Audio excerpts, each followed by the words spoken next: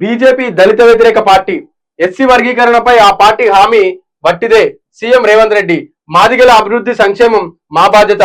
Party కోసం కష్టపడ్డ వాళ్ళను న్యాయం చేస్తామని హామీ. పార్టీ కోసం కష్టపడ్డ వాళ్లకు న్యాయం చేస్తామని హామీ. సీఎం రేవంత్ రెడ్డి సోమవారం హైదరాబాద్ లోని తన నివాసంలో ఫ్యామిలీ మెంబర్స్ తో కలిసి హోలీ వేడుకలు జరుపుకున్నారు. తన మనుమడు రేహాన్షు పై రంగులు చల్లుతూ ఉత్సాహంగా గడిపారు. ముందుగా రేవంత్ రెడ్డి గారికి హోలీ శుభాకాంక్షలు. నిన్న చెప్పలేకపోయినా ఈ ఫోటో వాళ్ళేది కాబట్టి అలా చెప్తాను. రేవంత్ రెడ్డి గారికి, రేవంత్ రెడ్డి కుటుంబం సభ్యులకు ఆ హోలీ శుభాకాంక్షలు. అదే విధంగా వాళ్ళ మనుమడు మంచి చిన్నపిల్లగాడు, ముద్దున్నాడు, వాళ్ళ మనుమనికి కూడా హోలీ శుభాకాంక్షలు. ఇక బీజేపీ దళిత వ్యతిరేక పార్టీ 100% బీజేపీ దళిత వ్యతిరేక పార్టీ, దాంట్లో ఏ మాత్రం సందేహం లేదు. హిందువులు అంటే కూడా హిందువులందరూ సమానం కాదు.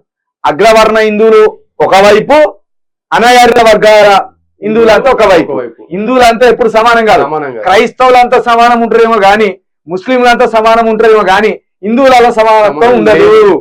ఎందుకంటే హిందువులలో కులాలు ఉన్నాయి. ఒక రెడ్డి హిందువు, ఒక మాదిగ హిందువు సమానం కాదు. ఒక బ్రాహ్మణ హిందువు, ఒక రెడ్డి హిందువు సమానం కాదు. ఒక రెడ్డేనను కూడా ఒక బ్రాహ్మణుడు పిలిచి పిల్లనిచ్చిన దాఖలు భారతదేశంలో లేవు. కాబట్టి హిందుత్వం అంటేనే అసమానత.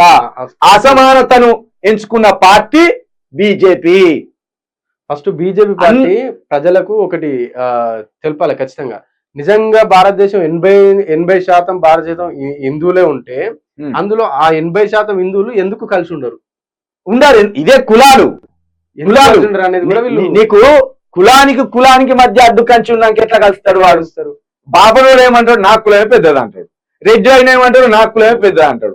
విలువైన ఏమంటాడు, నా కులమే పెద్ద అంటాడు. మరి కింద ఉన్నోళ్ళు ఎస్సీ బీసీ ఎస్టీలు హిందువులే కదా. మరి ఈ ఎస్టీ బీసీ ఎస్టీలు హిందువులు, ఈ హిందువులు వీళ్ళతో సమానంగా ఉండరు. ఎందుకు సమానం గారు? అగో ఇది ఉన్నది. ఇగో ఈ వాదాన్ని, ఈ అసమానతవాదాన్ని, ఈ మనువాదాన్ని బీజేపీ ఎత్తుకున్నది. కాబట్టి అది 100% దళిత వ్యతిరేక పార్టీ. దళిత వ్యతిరేక పార్టీ ఒకటే కాదు, అది బీసీ వ్యతిరేక పార్టీ, ఎస్టీ వ్యతిరేక పార్టీ, ముస్లిం వ్యతిరేక పార్టీ, క్రైస్తవ వ్యతిరేక పార్టీ, అందరికీ వ్యతిరేకమైన పార్టీ. కాకపోతే గంజాయి గద తాగి తాగి తాగి తాగి పిల్లవాడు దానికే వ్యసనపరుడైనట్టు బీజేపీ ఎత్తుకున్న హిందుత్వానికి బానిసలుగా ఎస్సీ బీసీ ఎస్టీలు మారి అది మన పార్టీ అనుకుంటా. మత్తెక్కిస్తాను, అది మన పార్టీ అనుకుంటా. అది పక్కన పెడితే ఇంకేమంటాడు? ఎస్సీ వర్గీకరణపై ఆ పార్టీది వచ్చి హామీ. ఓకే సరే, ఎస్సీ వర్గీకరణపై బీజేపీ పార్టీది వచ్చి హామీ అనుకున్నాం. మరి మీరేం బీకిన్లు? 2004 నుండి 2014 వరకు ఎవడున్నాడు? కాంగ్రెస్ పార్టీ వాళ్ళు లేడా? మరి అప్పుడు ఏం చేసిండ్లు? ఎందుకు వర్గీకరణ చేయలే? అప్పుడు ఈయన ఎక్కడ ఉన్నాడు? రేవంత్ రెడ్డి తెలుగుదేశంలో ఉన్నాడు. అప్పుడు అదే మొన్న 37 కార్పొరేషన్లు మొన్న 37 కార్పొరేషన్లలో ఎన్ని ఇచ్చినావు? మాదిగ వారికి 50 లక్షలు ఉన్న మాదిగ వారికి 37 కార్పొరేషన్లలో ఎన్ని పదవులు ఇచ్చినావు? ఒక్కటి ఇచ్చిండు. అది కూడా ఎస్సీ కార్పొరేషన్. అది కూడా ఒక మాదిగ సామాజిక వర్గానికి కాకుండా ఉప సామాజిక వర్గానికి ఇచ్చినావు. నువ్వు దళిత వ్యతిరేకి, పక్క దళిత వ్యతిరేకి రేవంత్ రెడ్డి. నువ్వు ఒట్టిదే మాదిగ వ్యతిరేకివి నువ్వు. ఇది నీ డ్రామా అంతా ఒట్టిదే. ఇంకా ఏంటిది? పార్టీ కోసం కష్టపడ్డ వాళ్ళకు న్యాయం చేస్తావా? ఎక్కడ చేసినావు న్యాయం? అద్దంకి దయాకర్కి ఎక్కడ న్యాయం చేసినావు? అద్దంకి దయాకరు పార్టీని నమ్ముకొని 10 సంవత్సరాలు ఉన్నాడు. మా మాల లేదన్న చేస్తుండు. ఎట్లా తెలుసా? పార్టీ కార్యకర్తలందరినీ ఉగ్రవాదులు లెక్క తయారు చేసి పేగుల మీద వేసుకోర్రా. ఎవరైనా విమర్శిస్తే, ఎవరైనా ప్రశ్నిస్తే వాళ్ళ పేగుల మీద వేసుకోర్రా. సిగ్గుండాలి కదా రేవంత్ రెడ్డి గారు.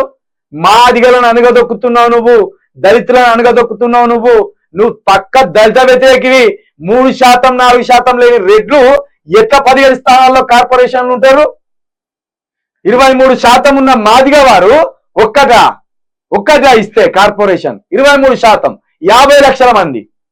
ముదిరాజులకు ఎక్కడ చోటు ఉన్నదల్లా, గౌల వారికి ఎక్కడ చోటు ఉన్నదల్లా, యాదవ బిడ్డలకు ఎక్కడ చోటు ఉన్నదల్లా, పద్మశాలి బిడ్డలకు ఎక్కడ చోటు ఉన్నదల్లా.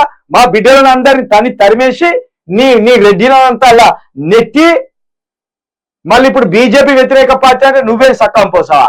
నువ్వు దొంగవే. ఈ ఏతుల రెడ్డి మళ్ళీ చెప్తాను, మళ్ళీ ఏతుల రెడ్డి ఏతుల మాటలు.